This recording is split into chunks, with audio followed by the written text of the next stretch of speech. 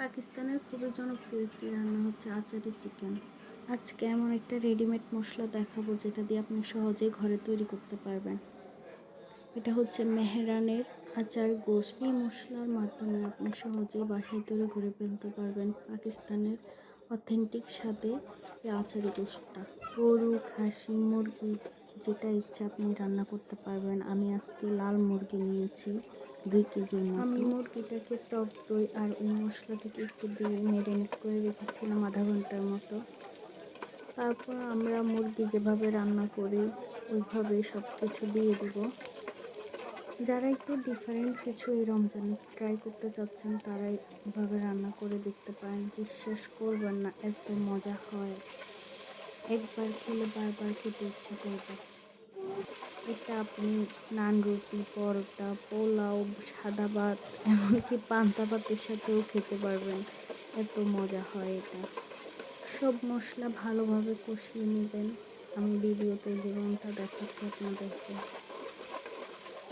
আর লাল মুরগিটা রান্না করতে গরুর মাংস, খাসির মাংসের মতো একটু সময় বেশি লাগে, তাই আস্তে আস্তে রান্না করবেন।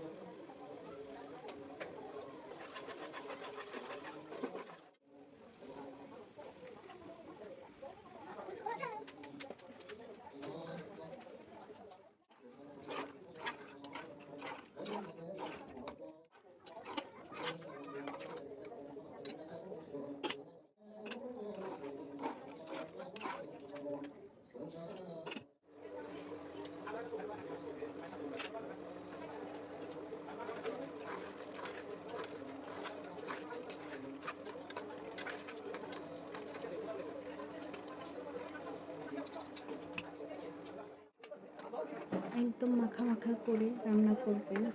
আর একদম শেষে আপনি কাঁচামরিচ আর ধনিয়া পাতা দিয়ে দিবেন। ভালো থাকবেন সবাই, আল্লাহ হাফিজ।